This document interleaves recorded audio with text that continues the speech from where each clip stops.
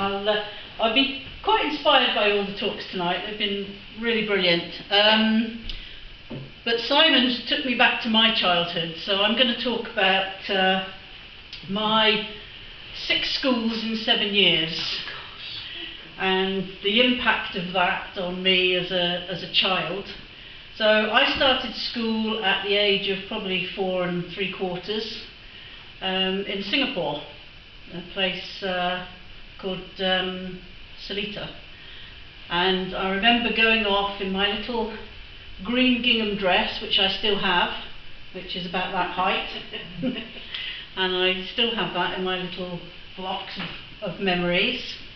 And I don't remember much about my time at school in Singapore. I remember being this high and getting on this bus to go to school on my own with the other kids at 4 years old, which I'd be horrified at now at doing that, but off I went, 4 years old.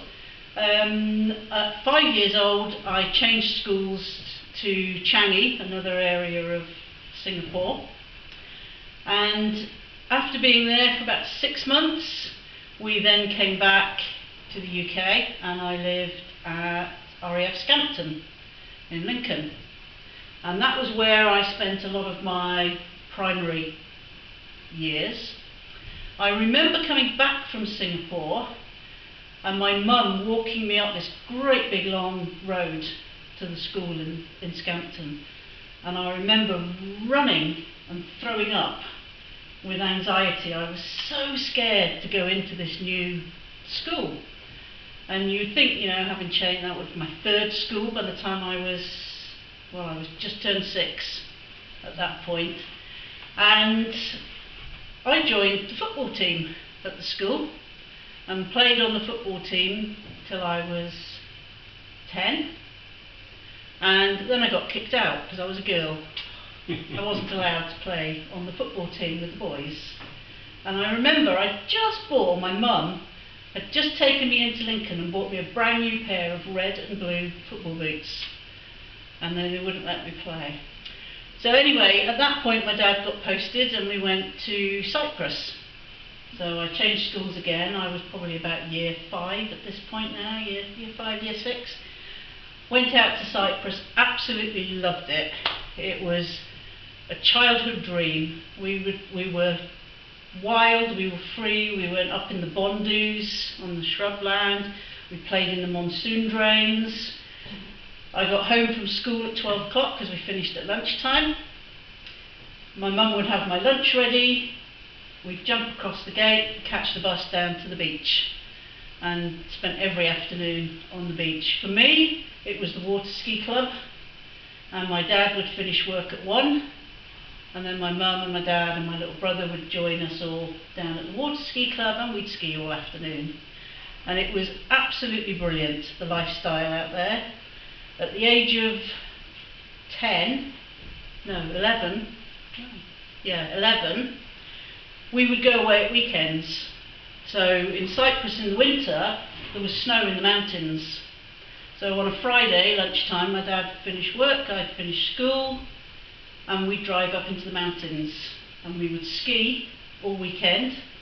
And on Sunday lunchtime, we would drive back down to the water ski club to a massive barbecue where all families would come with their couple of pork chops and their salad boxes of salad, and they'd have these massive oil drums that had been sliced in half and filled with charcoal, and everybody would just go and cook their little bit of meat and put their salad out, and there'd be big tables like this just on the ski club. So that bit was brilliant. And then I started secondary school in Cyprus, which again was another bus journey, half-hour bus journey to school in the morning. And then I came back to here, to Wootton Bassett School. My dad got posted to Lynham. I started at Wootton Bassett School and stayed there then till I went off to university. And I look at my sort of experiences and my schooling, and I compare that to my children who literally went to the primary school across the road from our house, and then the secondary school a 10-minute walk away.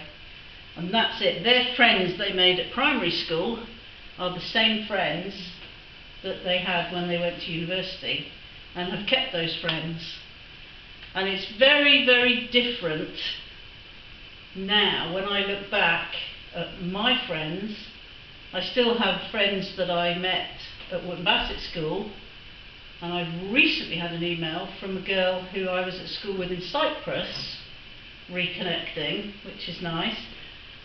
But it does make me sad that all those friends I had when I was little, I have no idea where in the world they are now.